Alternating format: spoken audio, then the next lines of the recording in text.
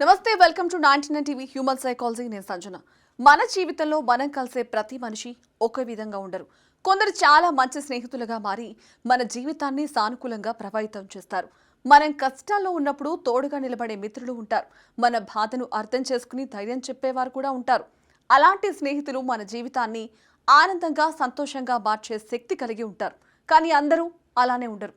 కొందరు ఎప్పుడూ నెగిటివ్ ఆలోచనలతో ఉండే వ్యక్తులు కూడా మన పరిచయస్తుల్లో ఉంటారు. వారితో మాట్లాడితే మనసు బరువుగా అనిపిస్తుంది. ఏ విషయాన్ని వచ్చినా కూడా దాన్ని ప్రతికూలంగా చూడడం, ఎప్పుడు విమర్శించడం, ఇతరుల్ని నిరుత్సాహపరచడం వంటి లక్షణాలు అలాంటి వారిలో కనిపిస్తాయి. మన చుట్టూ ఉండే ఈ రకమైన వ్యక్తుల ప్రభావం మనపై ఎంతవరకు ఉంటుందనే విషయంపై ప్రపంచవ్యాప్తంగా చాలా పరిశోధనలు జరిగాయి. తాజాగా జరిగిన ఒక అధ్యయనం ఆసక్తికరమైన విషయాలను బయటపెట్టింది. ప్రతికూల ఆలోచనలతో ఉండే వ్యక్తులతో ఎక్కువగా కలిసిమెలిసి ఉంటే మన మానసిక ఆరోగ్యం మాత్రమే కాదు, మన శారీరక ఆరోగ్యం పైన కూడా ప్రభావం పడుతుందని ఆ పరిశోధన చెప్తోంది. ముఖ్యంగా మన శరీరం లోపల జరిగే వృద్ధాప్య ప్రక్రియ వేగంగా పెరిగే అవకాశం ఉందని కూడా అధ్యయనకారులు చెప్తున్నారు. ఇక ఈ పరిశోధనలో వెల్లడైన వివరాల ప్రకారం ప్రతికూల భావాలతో ఉండే వ్యక్తులు మన చుట్టూ ఉంటే అది మన మనసుపై ఒత్తిడిని పెంచుతుంది. మనం తెలియకుండానే ఆందోళనకు గురవుతాం. చిన్న చిన్న విషయాలపైన ఎక్కువగా ఆలోచించడం మొదలవుతుంది. ఈ పరిస్థితి చాలా కాలం కొనసాగితే అది మన ఆరోగ్యంపై కూడా ప్రభావం చూపుతుంది. ఇదే విషయాన్ని పరిశీలించడానికి శాస్త్రవేత్తలు విస్తృత స్థాయిలో పరిశోధనలు నిర్వహించారు. ఈ అధ్యయనాన్ని అమెరికాలోని ప్రముఖ విద్యా సంస్థ అయిన న్యూయార్క్ యూనివర్సిటీకి చెందిన పరిశోధకులు నిర్వహించారు. వారు అమెరికాలోని ఇండియానా రాష్ట్రంలో నివసిస్తున్న 2345 మంది వ్యక్తులపై అధ్యయనం చేశారు. ఈ పరిశోధనల్లో పాల్గొన్న వ్యక్తుల నుంచి లాలాజల నమూనాలను సేకరించి వాటిపై జన్యు పరీక్ష నిర్వహించారు.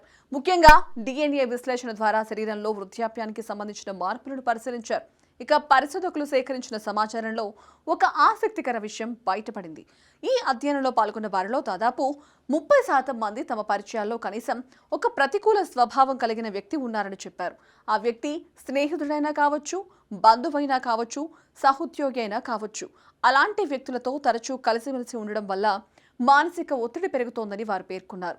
ఇక పరిశోధనల్లో మరో ఆసక్తికరమైన విషయం కూడా బయటపడింది. ప్రతికూల వ్యక్తుల ప్రభావానికి ఎక్కువగా గురవుతున్న వారిలో మహిళలు అధికంగా ఉన్నట్లు గమనించారు. అలాగే రోజు ధూమపానం చేసేవారు కూడా, ఆరోగ్య సమస్యలతో బాధపడుతున్న వారు కూడా ఎక్కువగా కనిపించారు. బాల్యంలో ఇబ్బందులు ఎదుర్కొన్న వ్యక్తులు కూడా ఇలాంటి ప్రతికూల సంబంధాల ప్రభావానికి ఎక్కువగా లోనవుతున్నారని అధ్యయనం చెప్తోంది. పరిశోధకులు చేసిన విశ్లేషణలో మరో ముఖ్యమైన విషయం వెలుగులోకి వచ్చింది.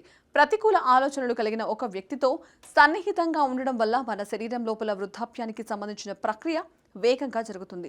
సాధారణంగా చూస్తే ఇది పెద్ద విషయం కాదనిపించినా శాస్త్రపరంగా చూస్తే ఇది గమనించాల్సిన విషయం. ఎందుకంటే ఈ ప్రభావం వల్ల మన శరీరం వాస్తవ వయసు కంటే దాదాపు 9 నెలలు ఎక్కువ వృద్ధాప్య లక్షణాలను చూపే అవకాశం ఉందని పరిశోధన సూచిస్తోంది. అయితే ప్రతికూల వ్యక్తులు ఉన్నంత మాత్రాన అందరికీ అదే విధంగా ప్రభావం పడుతోందని కూడా చెప్పలేమని కూడా పరిశోధకులు స్పష్టం చేశారు.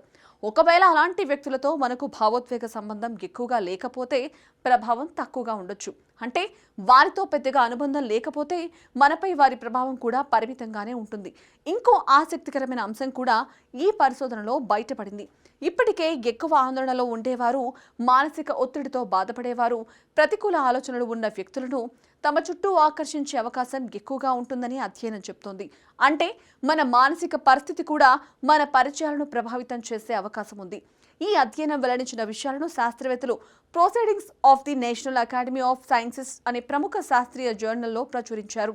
ప్రపంచవ్యాప్తంగా పరిశోధకులు గౌరవించే జర్నళ్లలో ఇదొకటి. అందువల్ల ఈ పరిశోధనలో వచ్చిన ఫలితాలు శాస్త్రపరంగా కూడా ప్రాముఖ్యతను సంతరించుకున్నాయి.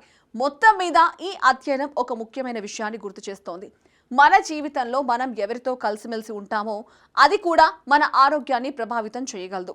మంచి ఆలోచనలు కలిగి ఉన్న వ్యక్తులు మన చుట్టూ ఉంటే మనకు ఉత్సాహం పెరుగుతుంది, మనలో ఆత్మవిశ్వాసం పెరుగుతుంది, జీవితాన్ని సానుకూలంగా చూడగలుగుతాం. అదే ప్రతికూల ఆలోచనలు ఉన్న వ్యక్తులతో ఎక్కువ సమయం గడిపితే మనసు మీద ఒత్తిడి పెరిగే అవకాశం ఉంది. అందుకే నిపుణులు ఒక సలహా ఇస్తున్నారు. ప్రతికూల స్వభావం ఉన్న వారిని పూర్తిగా దూరం చేయడం సాధ్యం కాకపోయినా వారి ప్రభావం మనపై ఎక్కువగా పడకుండా చూసుకోవాలి.